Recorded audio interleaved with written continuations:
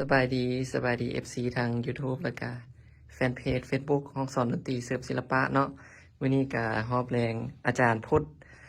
อยู่บ้านนาทมเพิ่นเอาคีย์บอร์ด770มาลงแซมนำเนาะตอนนี้ก็กำลังลง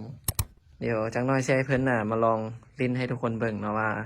สิออกมาเป็นประมาณใดเนาะวันนี้เพิ่นเอามาหาอยู่เฮือนเลยเพราะว่าเพิ่นมีงานด่วนถ้าเฮาฝากไปมันย่านไปงานบ่ทันวันนี้เพิ่นก็เลยอุ้มมาเลยตอนนี้ก็กำลังคัดจังหวะลงเครื่องให้เพิ่นเนาะ โอ้สุดยอดหล่อขนาดใครมีงานอยู่แถวนครหลวงติดต่อได้เด้อเพิ่นอยู่นาทมเนาะพร้อมได้อาจารย์มีไซพร้อมหนึ่งติดต่อมาเดี๋ยวสิขึ้นเบอร์เพิ่นขึ้นหน้าจอให้เด้อนี่เอาไป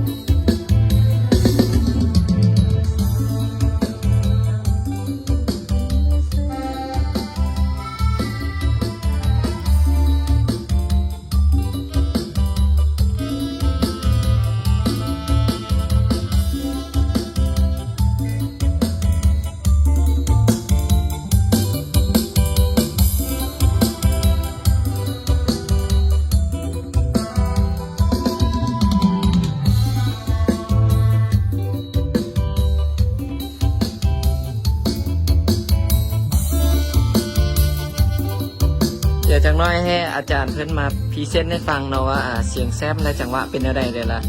ให้ทุกคนได้ฟังนำกันเนาะตอนนี้ให้เพิ่นลองมันก่อนมีอย่างติกะติรถเด้ออาจารย์เด้อ อาจารย์ลองจังหวะใหม่เบิ่งมานี่อาจารย์ลองจังหวะใหม่เบิ่งเข้า USB ก่อนเขาจะเอาลง USB ให้จะมีหลายโฟลเดอร์เนาะตามในคลิปเลยแหละตัวที่1นี่จะเป็นจังโฟลเดอร์ของโซเนาะจะเป็นจังหวะซ่าจะอยู่นี่หมดตัวที่2จะเป็นซองของลำวงเพลงลำวงลาวเขาจะอยู่นี่หมดอันนี้จะเป็นหมอลำอันนี้เป็นหมอลำไทยหมอลำลาวรถหอกรถแห่ก็สิอยู่นี่หมดแล้วก็ตัวนี้จะเป็นโซเชียลนี่จะเป็นจังหวะออกใหม่เป็นจังหวะติดตลาดคือแบบพวกออกใหม่ล่าสุดนี่แหละแล้วก็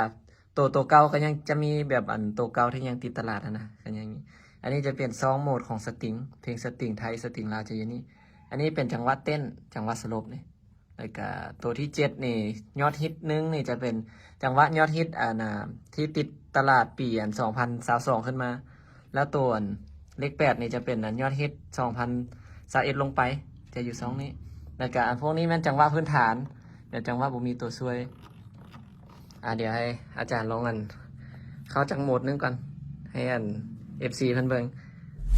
ไม่กล้าบอกเธอดอกเนี่ยเขาจะบ่ได้โซโล่เลยมาสิช่วยลิ้นให้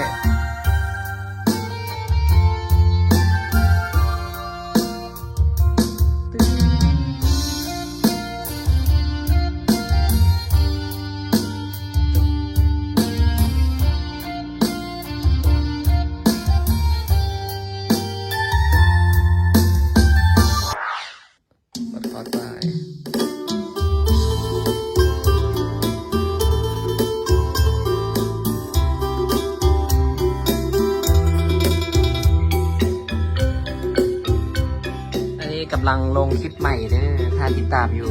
เพจ Facebook เนาะห้องสอนดนตรีเสริมศิลปะเด้อและก็อย่าลืมทาง YouTube นำเนาะ YouTube ก็เอาลงเด้อชื่อว่า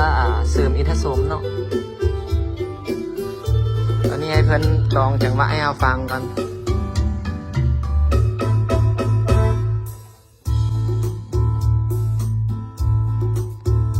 จัดตามใจเราเด้อวันนี้เด้อ แล้วพักให้ FC เลย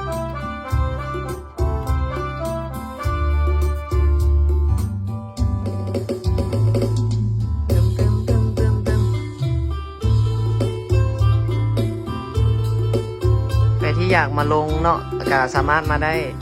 อยู่บ้านเชียงดาวห้อง34เนาะเพราะว่าแต่ว่าต้องนัดมือเนาะบางเทื่อเฮาก็บ่ได้อยู่เนาะเพราะว่าบางมื้อเฮาก็เรียกหลายแต่ก็ต้องได้เซตนัดกันเนาะคืออาจารย์เพิ่นก็ได้มาเซตนัดประมาณ 5 โมงแรงอย่างนั้นให้เพิ่นมาเพราะว่าช่วง 4 โมงลงเฮาไปเวียกสินะก็ให้เพิ่นนั่นมาตอน 5 โมงโอเคเหรอแน่สำหรับใครอยากติดต่อจ้างงานอาจารย์เพิ่นที่เฮาสิขึ้นเบอร์โทรให้เด้ออยู่ทางหน้าจอนี้เลยเนาะสามารถติดต่อมาได้ค่าตัวบ่แพงเนาะเมานึงก็ไปขอบใจเด้อทุกคนเด้อ